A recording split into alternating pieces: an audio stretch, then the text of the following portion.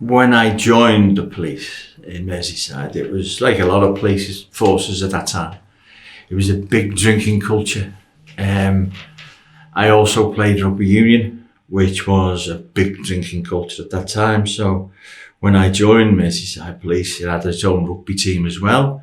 So I joined a drinking culture within a drinking culture, if you like. But I was young, fit, no responsibilities. It had no ill effects on me at all. And my career was progressing. And drinking, once again, was a big part of the culture, you know. Not in work at all, but certainly outside of work. Yeah, it was a condoned and expected of you. What drink was costing me started coming in. I started experiencing an overdraft. And then I had the horrific experience of a couple of bounced checks. I was never late, or I never missed a day of work because of drink, you know. And that was the only problem. It was money, how much money it was costing me. So I just plodded on as normal. When I finished afternoons, I always liked to drink, you know. And I remember when I first joined, and then I did an attachment with traffic. I had 2 cans of Skull Lager in the fridge in my parents' house. And after Scoff, when we went back out, all I kept thinking about was these 2 cans of lager. I mean, 2 cans of Skull wouldn't have done anything, but my mind was fixated on those 2 cans of lager. So I understand now the mental obsession with the illness of alcoholism. It was an extremely lonely, sad place. I know whatever people might have called me, you know, I was an extremely lonely, sad man. I could be in a room full of people and feel alone. I was by myself at home. My mother had just died, and I was not long separated. So I was in the house by myself. And in a way, alcohol had become a friend, because what it did to me is it numbed all my feelings. And it gave me what I wanted at the end, which was oblivion when I fell asleep, or knocked myself out, whichever you want to call it, you know. But then was the worst part of the day. It was the waking up. The waking up to be faced with living in the real world again, you know. And when I went to the bathroom and I saw that man in the mirror, I hated him. I hated him. I hated what I'd become. I hated my life. I hated my reputation as it had become, you know. I hated everything about myself. And I accept the fact that I'll be an alcoholic until the day I die, you know. It's not something I can do anything about. That is a fact. That is a fact of my life, you know. But I'm not drinking. I'm not drinking, so no one can level any argument to me or any accusation that I'm a pisshead or something like that. Because it doesn't, no, I'm not. I'm an alcoholic. I'm a normal person who has this illness called alcoholism. But day by day, I don't drink and I treat it. And I treat it by coming to AA and mixing with other alcoholics.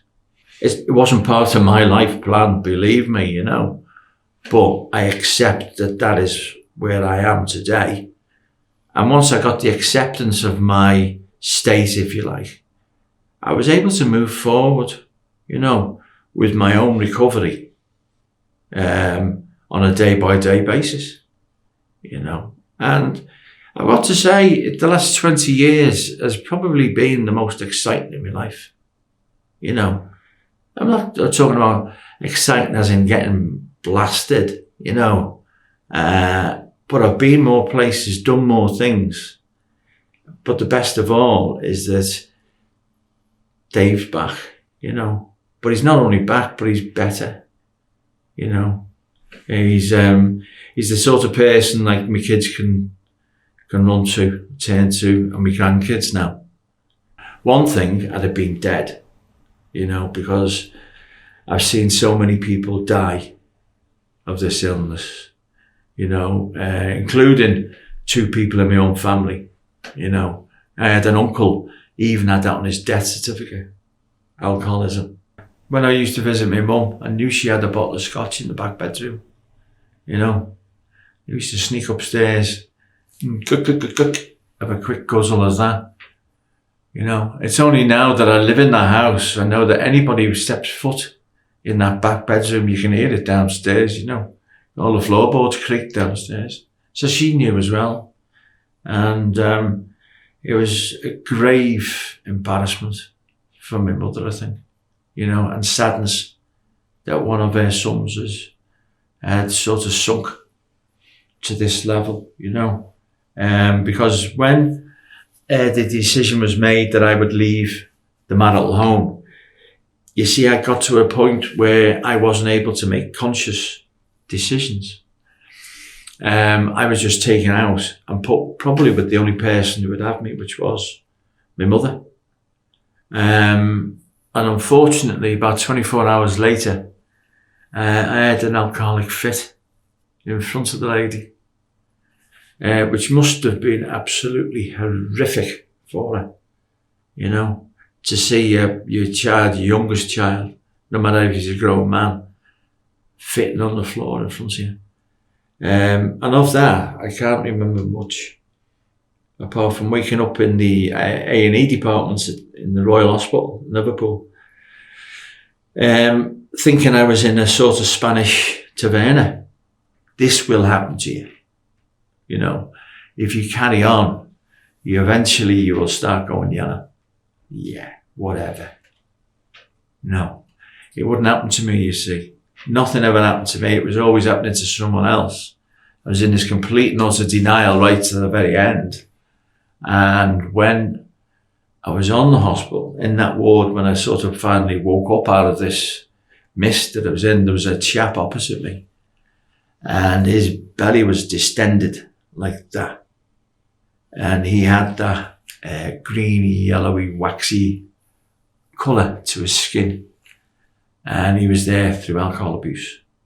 And 2 days later, he died in the bed. I came out after a fortnight thinking, yeah, I'll be all right now. I'll start going back to meetings and I'll do this, I'll do that. And 5 days later, I've got half a bottle of vodka in my pocket, you know, sneaking around, scurrying around, trying to sip it, neck it, you know.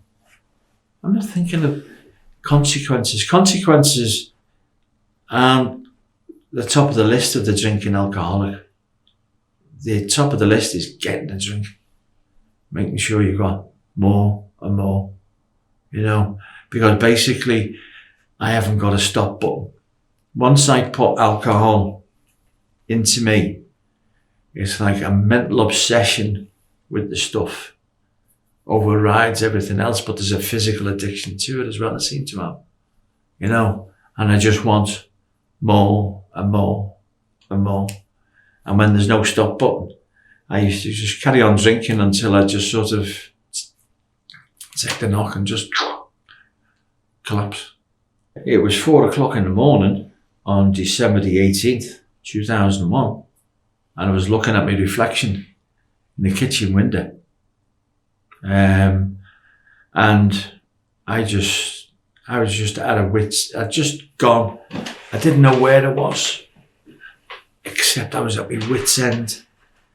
Like I said, I was sad. I was alone, quite rightly, to be honest with you. No one wanted to know me. And I just cried out for help. I really screamed at the top of my voice. I'm not a religious man. You know, I cried out, God help me. God help me. Top of my voice. And 4 hours later, one of my sergeants turned up, unannounced, you know, just turned up and just said, Dave, What's going on? Pardon me French. Just, what's going on? You know. And he came in, and I suppose we talked for 2 hours. And for the first time in my life, I was completely and utterly honest with another human being. I managed to get back into work, and it was a series of events that happened, one after the other, that convinced me that what I was doing was on the right path, you know, and that whatever had happened, I was grabbing hold of it with both hands. And I wasn't questioning, I wasn't talking or thinking about it. I was going with it. Whatever I was doing at that point in my life seemed to be right. And from then on, I've not had a drink, or wanted or needed a drink. You know, there's an old saying about you get out of something what you put into it. I was putting nothing into going to AA, so I was getting nothing out of it, you know. But I'd still seen these people with long-term sobriety. And by that I'm talking 10, 20, 30, 40, 50 years, you know. So I thought, well, if they're doing something right, I want a piece of it, you know. So I threw myself into that. Unfortunately, I was straight open and honest with my sergeant, and then with the OHU, which is just sort of in its infancy. And I asked to be allowed to stay on days for a short time. And they did. They allowed me. So it meant that I could come into work and could go to meetings every single night. And that extended, actually. And I went to a meeting every single day for a considerable period of time, which probably at that time I needed, you know.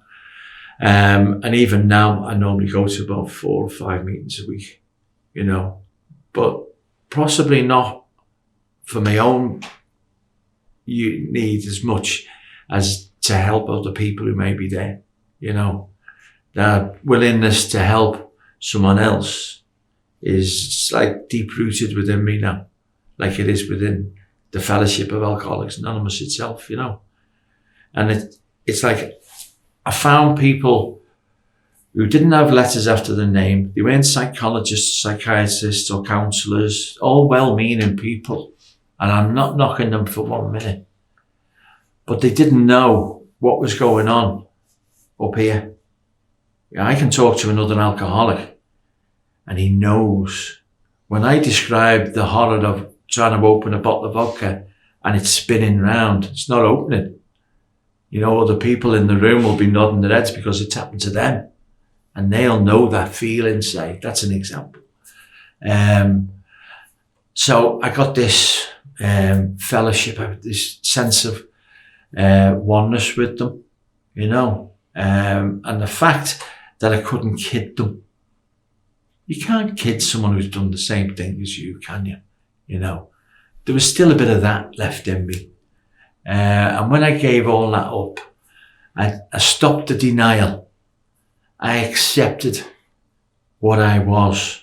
I'm an alcoholic, you know, as I said, and I'll be one till the day I die.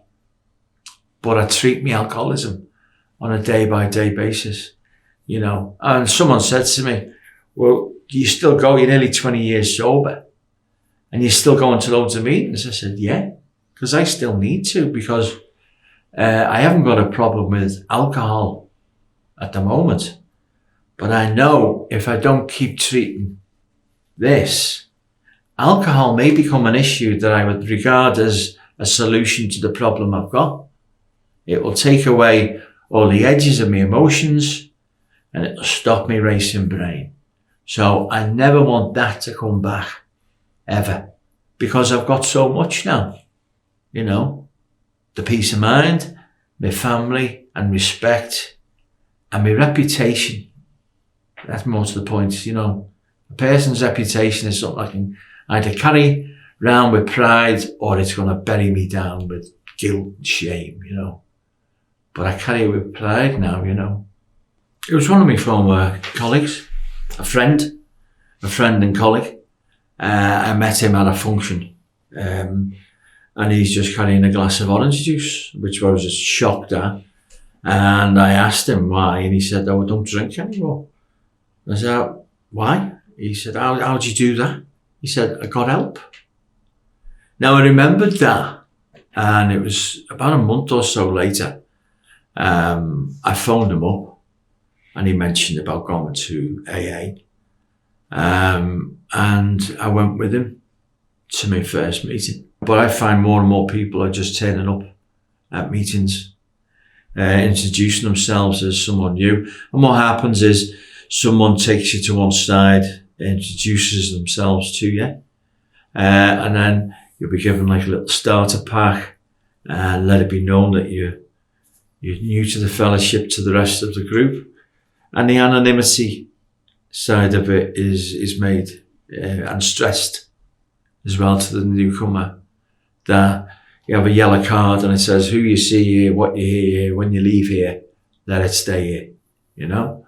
And that is kept to. If you look on the website, you'll see every meeting will have underneath at the bottom an O, which is open, or C for closed. An open meeting is for someone who's not alcoholic to attend, provided that the rest of the group agree to it. So say a partner or a friend in the initial stages of coming into the fellowship, they can come in with you to give you that support you may need. But you'll be encouraged after a few meetings to just come by yourself. You'll get a cup of tea or coffee. You'll be welcomed. You know, you'll certainly be welcomed. There's no judgment made on you. Absolutely no.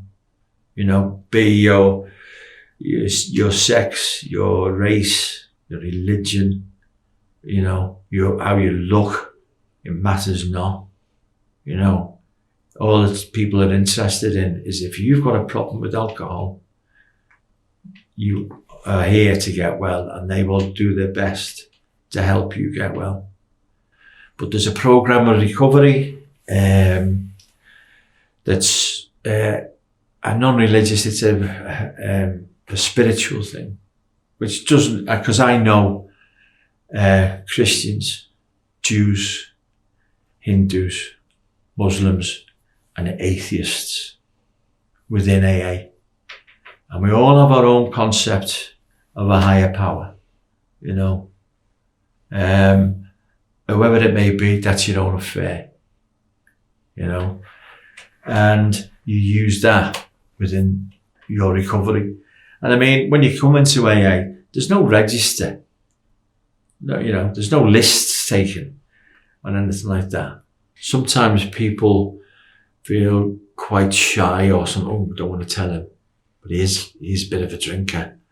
Maybe just a quiet word sometimes, you know. Or if you recognize it in yourself, you know, just ask for help, you know. Just ask for help, because there's always help out there.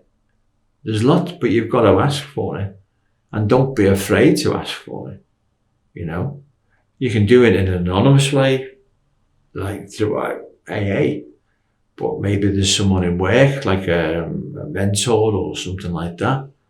I tell students this a lot, you know. If you find that you're suddenly needing a drink rather than wanting a drink, you know, or you're drinking at the wrong times, really, you know, and drink's supposed to be a social event. If you're not drinking in those sorts of parameters, maybe you've got a little bit of a problem, you know. But if you think you have, don't leave it. Whatever you do not leave it. Speak to somebody, or, you know, or seek some help somewhere, you know, before it gets too late, you know. Because there's, as they say, you know, there's a lift. You don't have to get off at the bottom, you know. Your rock bottom, yeah, some people don't reach it. They go right through it, you know, and all of a sudden they're dead. That's what drink will do to you in the end. But I know a lot of people who got off halfway, if you like. They got off the lift before it hit the bottom, you know, which is what I did. And basically kept me alive.